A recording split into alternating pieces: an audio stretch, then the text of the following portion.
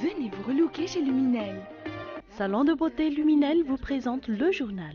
Luminel, osez être la plus belle.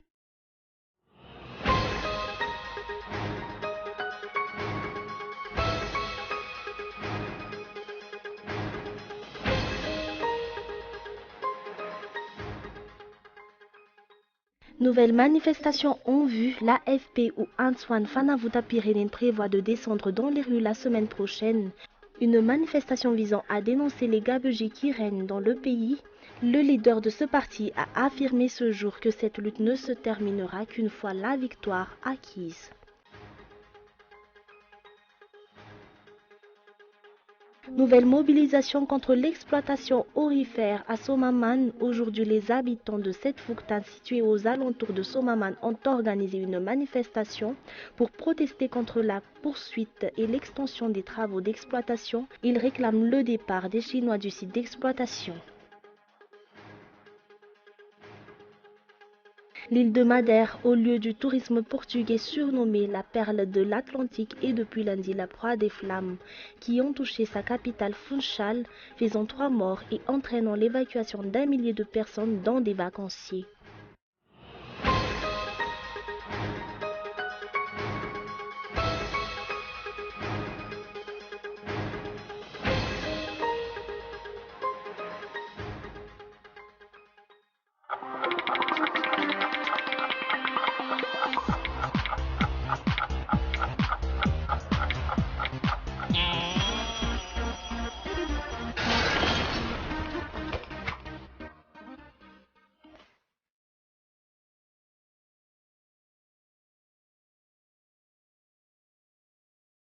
Venez vous relooker chez Luminel. Luminel, coiffure tendance, extension cheveux, coloration, lissage brésilien, maquillage, extension cils. Pédicure, manucure, onglerie. Luminel Béorirk vers escalier 1 4 foot. L'avant-center, 4e étage, box 418. Luminel, osez être la plus belle.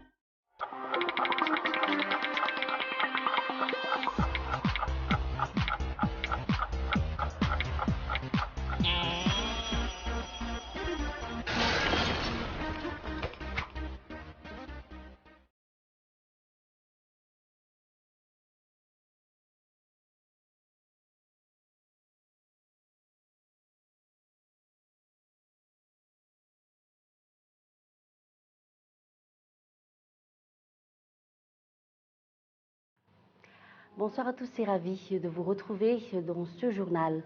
On commence avec l'actualité de ce jour, 10 août 1991, 10 août 2016.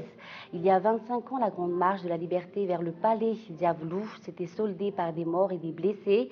Cette grande marche avait en effet été réprimée par les gardes présidentielles qui protégeaient le palais d'État Diavelou. Plusieurs manifestants ont péri lors de cette marche de la solidarité.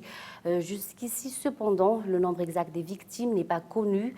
Parallèlement, aucun procès relatif à ce triste événement n'a eu lieu. Ces crimes demeurent donc jusqu'à ce jour impunis. Aucune commémoration de ce carnage n'a eu lieu ce jour, ni sur la place du 13 mai à Nalakil, ni à Mbuzatouf, ni sur la route menant vers Yavlou. Le calme a régné dans le centre-ville, mais des éléments des forces ont été vus sillonner les rues. Rappelons que la Grande Marche de la Liberté a été dirigée par les forces vives.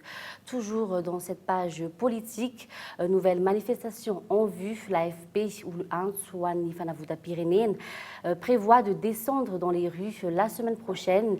Une manifestation visant à dénoncer les gabégies qui règnent dans le pays et la pauvreté extrême dans laquelle se trouve la majorité de la population malagasse. Le leader de ce parti a affirmé aujourd'hui que cette lutte ne se terminera qu'une fois la victoire acquise. Le point avec Michael Ramarla. La FPU Wanswani Fanavoda Pyrénées dénonce entre autres la braderie des richesses naturelles, la mise en vente des sociétés d'État comme la compagnie Air Madagascar, la corruption qui gangrène aussi bien l'administration et les différentes institutions, mais également le retard de la mise en place de la Haute Cour de justice. Parallèlement, la majorité de la population malgache est plongée dans l'extrême pauvreté actuellement selon ce parti politique. Voilà pourquoi il prévoit de descendre dans les rues pour manifester.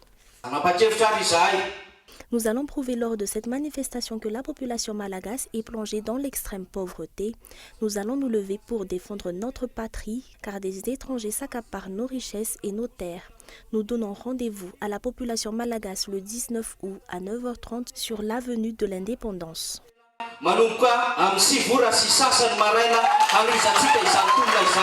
Cette manifestation aura lieu la semaine prochaine, qu'importe ce qui se passera, poursuit le leader de l'AFP. L'objectif étant de faire connaître les aspirations du peuple. Il s'agit d'un mouvement populaire. Le chef de l'État a demandé à ce qu'on lui prouve que la population est pauvre. Nous allons lui fournir des preuves. Le pouvoir appartient au peuple. Nous n'allons pas demander d'autorisation car c'est une perte de temps. D'ailleurs, nombreux sont ceux qui ont voulu organiser des manifestations, mais ont-ils obtenu d'autorisation? De nombreux Malagas sont convaincus par cette lutte que nous comptons mener jusqu'au bout. Nous n'avons pas peur. Malgré les interpellations tout azimut, les tenants du pouvoir continuent de faire la sourde oreille, dénonce l'AFP qui a décidé de sortir de son licence face à la souffrance de la majorité de la population qui continue de s'appauvrir. Également, dans l'actualité, nouvelle mobilisation contre l'exploitation aurifère à Somaman. Aujourd'hui, les habitants de Setfouktane, situés aux alentours de Somaman, ont organisé une manifestation pour protester contre la poursuite et l'extension des travaux d'exploitation. Ils réclament le départ des Chinois du site d'exploitation. Les détails en images avec Gaëtan Andjiatslav.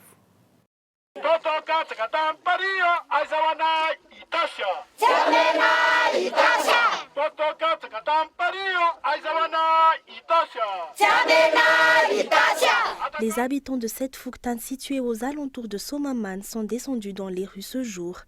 Ils réclament l'annulation de l'autorisation d'exploitation délivrée aux Chinois, la suspension des travaux d'exploitation et le renvoi des étrangers. Même si je suis une femme, je vais lutter jusqu'au bout pour contrer cette exploitation effectuée par des étrangers. Nous n'avons pas peur de l'hémorragie. Les Chinois prévoient d'étendre l'exploitation aurifère. Selon toujours les habitants, les exploitations minières soudoieraient certaines d'entre eux pour qu'ils acceptent la poursuite de l'exploitation sur le site. Par ailleurs, des élus et des responsables locaux menaceraient tous ceux qui s'opposent à cette exploitation. Mais les habitants ne comptent pas se laisser intimider. Ils prévoient de durcir le mouvement de contestation jusqu'à ce que le Chinois plie bagage.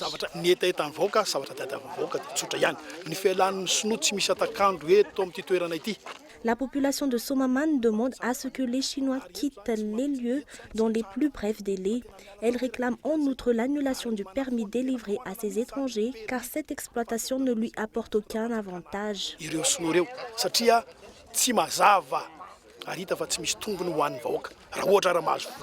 Ainsi, la situation à Somaman est loin de se calmer et ce malgré la décision de l'État de suspendre les travaux d'exploitation. Toujours dans ce contexte, comme l'avait redouté le président de l'Alliance Voargas, la CITES n'est pas satisfaite du rapport soumis par Madagascar. Les sanctions ne tarderont donc pas à tomber. Elles seront sûrement définies lors de la réunion du comité permanent de la Convention sur le commerce international des espèces de faune et de flore sauvages menacées d'extinction en septembre prochain à Johannesburg. Madagascar n'a pas rempli les conditions réclamées par la CITES dont l'inventaire des stocks de bois précieux, notamment les bois de rose et la concrétisation des promesses étatiques pour éradiquer les trafics. Rappelant que la CITES a vu d'un très mauvais œil le rapatriement des bois de rose saisis dans les conteneurs à Maurice. Et puis, toujours dans l'actualité, la décision de la société Mayerla, fournisseur privé d'énergie à Ilagak, de couper l'électricité de la radio Jupiter la semaine dernière n'a pas de connotation politique et n'a rien à voir avec la gestion de la commune, selon un responsable auprès de cette société. C'est par crainte d'actes de vandalisme contre les matériels de cette société que cette initiative a été prise, poursuit-il, notant que ce différend est aujourd'hui entre les mains du tribunal. Lili Rabiat. Le litige entre une radio privée à Ilagak et une société privée fournisseur d'électricité dans cette localité a commencé la semaine dernière. Un différend qui fait suite à la décision de cette société de couper l'électricité et d'enlever le compteur de cette radio après que le maire d'Andouane Ilagak ait été critiqué en direct par les journalistes et les auditeurs sur la gestion des ordures. Selon un responsable auprès de cette société, la décision de couper l'électricité a été prise en raison des idées véhiculées par cette radio qui incite à la haine. Nous avons effectivement décidé de couper l'électricité car nous avions eu peur étant donné que si leurs appareils venaient à être endommagés, on serait accusé. Deuxièmement, nous avons craint les incitations à la haine. Après les faits, chaque partie campe sur sa position. L'affaire est aujourd'hui entre les mains de la justice. La radio poursuit le maire pour abus de pouvoir. Dernièrement, Reporters sans frontières a condamné ce qu'elle qualifie de censure arbitraire infligée à cette radio privée. Le bureau Afrique des Reporters sans frontières a ainsi demandé aux autorités municipales et à la société Mayerla de respecter la loi et de rétablir immédiatement l'électricité de la radio. Et on poursuit avec cette nouvelle compagnie étrangère qui produira prochainement de l'électricité pour la Jirama, une compagnie turque. Cette compagnie va mettre en place une centrale électrique, toujours thermique, d'une capacité de 120 MW. La construction de la centrale débutera vers la fin de l'année. La fourniture en électricité ne sera possible que l'année prochaine. Il est à noter que seuls les 41,65% des parts de la future centrale appartiendront à la Jirama, le reste appartenant à l'Axaf. Pour l'heure, aucune transparence n'a été faite sur ce nouveau marché.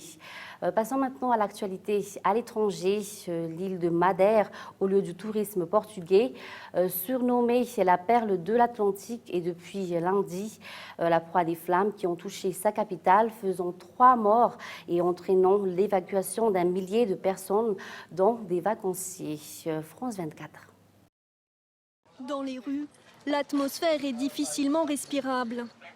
Les habitants de Funchal continuent à lutter contre le feu et constatent l'étendue des dégâts. Cette nuit, la situation s'est dégradée dans la capitale de l'île. Les feux ont atteint le centre de la ville. 3 personnes sont mortes dans l'incendie de leur immeuble. Au moins 2 personnes sont grièvement blessées et 1 millier ont dû être évacués. Tout a brûlé dans les environs. Ce bâtiment là-bas, c'est une fondation avec une bibliothèque et un laboratoire. Et tout est en flammes. Depuis lundi, Madère est en proie à de violents incendies, favorisés par les vents forts qui balayent cette île au large du Maroc. Pour faire face à la catastrophe, Lisbonne a envoyé une centaine d'hommes en renfort. Le Portugal continental est lui aussi touché par une vague d'incendies depuis plusieurs jours. Le Premier ministre Antonio Costa a annoncé qu'il pourrait demander de l'aide à ses voisins européens si la situation ne s'améliore pas d'ici le week-end prochain. Et on termine avec ces révélations accablantes. La presse australienne publie ce mercredi des documents rapportant des centaines de cas d'abus à l'encontre des migrants refoulés par l'Australie et relégués sur l'île de Nauru, dont les organisations de défense des droits de l'homme dénoncent régulièrement la situation. Regardez. Voici les rares images qui ont pu filtrer du centre de détention de Nauru. Des rangées de tentes en vinyle qui emmagasinent la chaleur. À l'extérieur, la température peut atteindre les 50 degrés. Des installations sommaires, entourées de grillages où s'entassent près de 1200 réfugiés. Ce mercredi, le Guardian a rendu public plus de 2000 rapports rédigés par le personnel du centre. Des documents édifiants, ils font état de nombreux cas de maltraitance physique et morale. Un constat qui fait écho à une enquête publiée une semaine plus tôt par Amnesty International. Ils nous tuent chaque jour un peu plus. J'aurais préféré mourir dans l'océan. Et c'est insupportable de voir chaque jour ma mère dépérir et de voir comment elle se bat pour survivre. C'est vraiment dur. Nauru est une île isolée au milieu du Pacifique.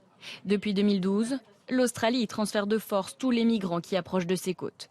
Ils y restent pendant des mois, dans des camps insalubres, sans aucune assistance médicale. Le suicide et l'automutilation sont quotidiens sur cette île. Et les services médicaux, les autorités de l'immigration ne font rien pour y remédier.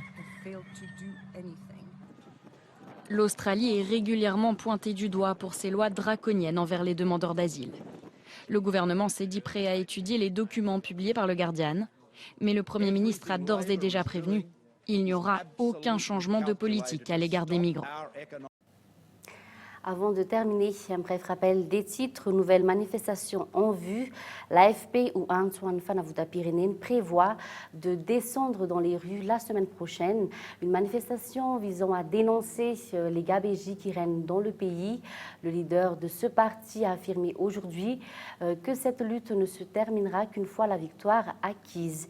Et nouvelle mobilisation contre l'exploitation aurifère à Soumaman. Aujourd'hui, les habitants de Setfouktane situés aux alentours ont organisé une manifestation pour protester contre la poursuite et l'extension des travaux d'exploitation. Ils réclament ainsi le départ des Chinois du site d'exploitation. Et puis enfin, nous l'avons vu, l'île de Madère, au lieu du tourisme portugais surnommé la perle de l'Atlantique, est depuis lundi la proie des flammes qui ont touché sa capitale, Funchal, faisant 3 morts et entraînant l'évacuation d'un millier de personnes. Et c'est la fin de ce journal. Merci de votre fidélité. Bonne soirée à tous sur Cool TV et au revoir.